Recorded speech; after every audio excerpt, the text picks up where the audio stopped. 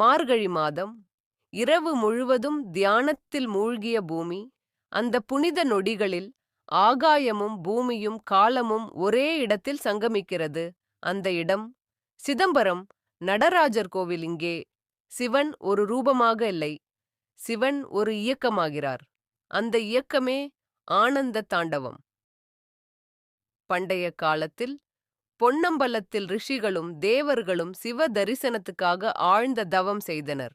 அவர்களின் தவத்திற்கு பதிலளிக்க சிவன் தோன்றவில்லை, நடனம் புரிந்தார். ஏனெனில் சிவனின் நடனம் ஒரு மொழி. ஒரு கால் உயர்கிறது, அது விடுதலை. ஒரு கால் அபஸ்மாரனை மிதிக்கிறது, அது அகங்காரம், அழிவு. ஒரு கை டமருகம் பிடிக்கிறது, அது படைப்பு. மற்றொரு கை அக்னி ஏந்துகிறது, அது அழிவு. முகத்தில் புன்னகை, அது அருள். இந்த ஐந்தையும் ஒரே நொடியில் உலகிற்கு உணர்த்தும் தருணமே ஆருத்ரா தரிசனம். அந்த நாளில் சிவன் கோயிலுக்குள் இல்லை, உலகின் ஒவ்வொரு இதயத்திலும் நடனம் புரிகிறார். சிதம்பரம் என்பது ஒரு கோவில் அல்ல, அது ஆகாய தத்துவம். சுவர்களுக்குள் இல்லாத சிற்றபை ரகசியம்.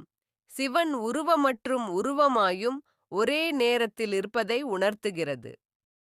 அதனால் தான் ஆருத்ரா தரிசனம் விழா அல்ல, அது ஞானத்தின் திறப்பு.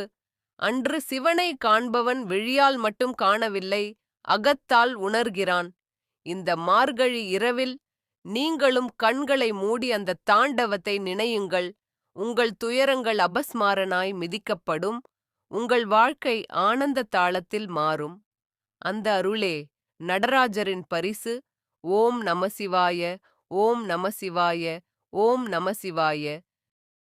மேலும் இதுபோன்ற ஆன்மீக கதைகளை கேட்க சப்ஸ்கிரைப் செய்யுங்கள். ஓம் பக்தி ஸ்டுடியோ 360 யூடியூப் சேனல்ஸ்.